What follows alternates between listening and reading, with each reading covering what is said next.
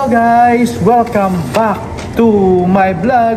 So for today's video nga dyan mga kabosing, ang pag-uusapan natin ngayon ay ang Mr. International 2025 mga kabosing, na kung saan naglabas naman sila ng official photos ang mga organization para maipakilala ang mga candidates ng Mr. International. At syempre, dito nila may papakilala ang kanilang sarili para sa kanilang bibliography mga kabosing.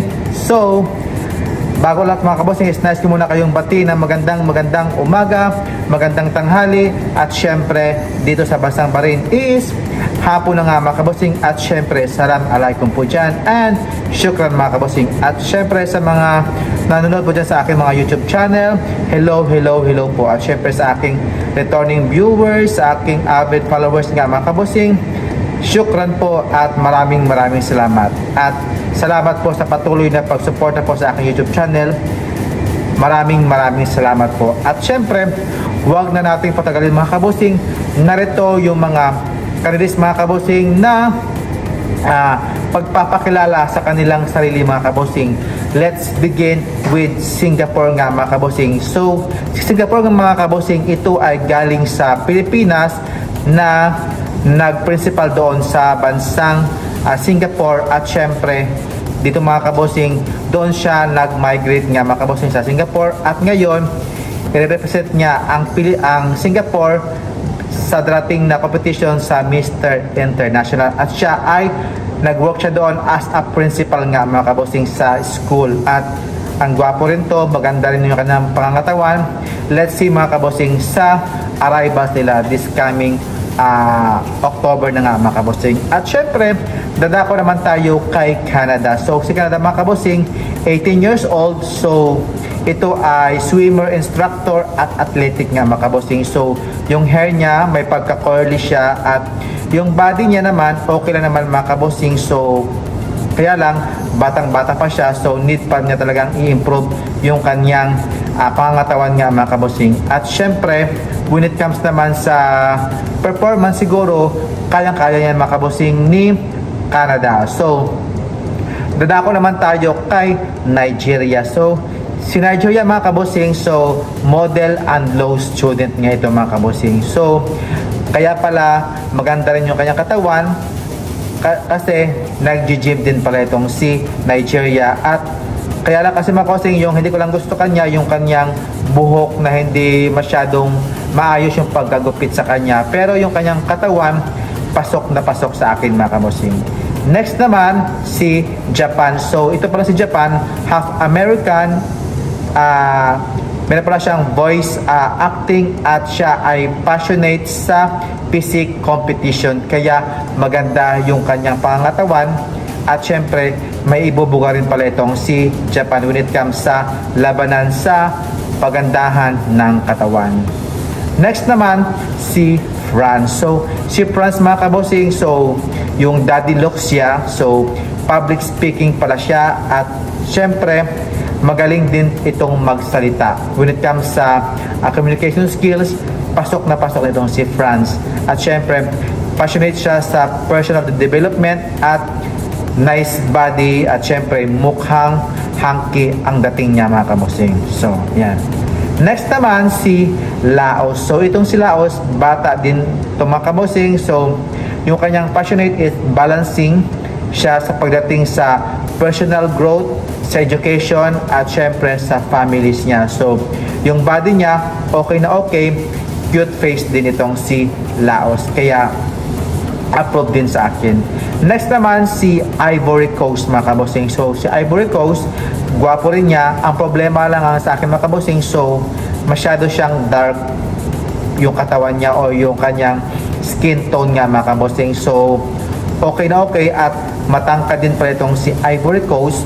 So martial arts pala siya, at syempre magaling siyang mag-basketball. So kaya pala maganda yung kanyang pangatawan, at may pinaghugot talaga ng kanyang katawan mga kabosing. So ayan, pasok na pasok din si Ivory Coast.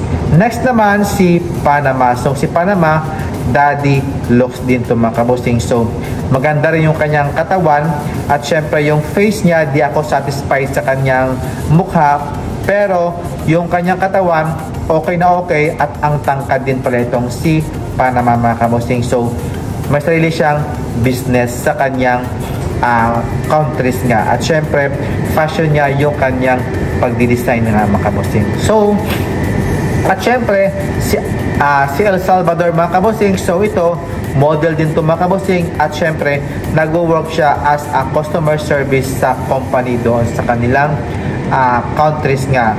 At syempre, advisor din siya sa government.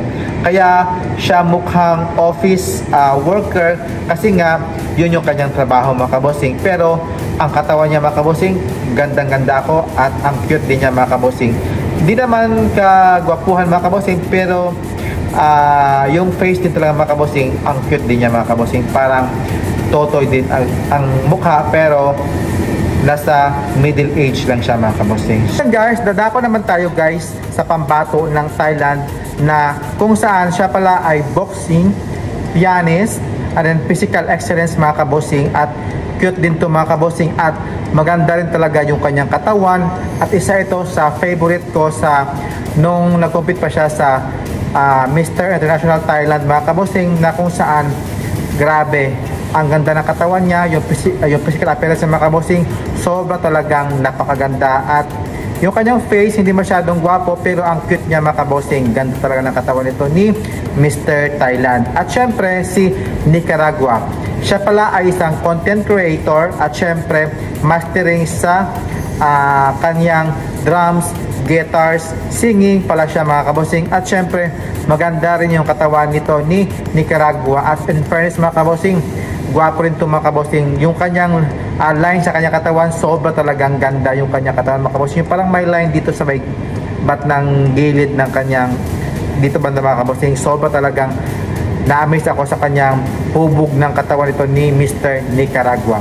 At syempre naman si Sierra Leone mga kabosing. So ito pala ay power public speaking. So at syempre sa music at sa drama nga pala mga kabosing. So it means siya pala ay magaling magsalita sa mga public speaking nga mga kabosing. So it means grabe yung kanyang communications ability nito mga kabosing. So grabe pala ang lola mo mga kabosing.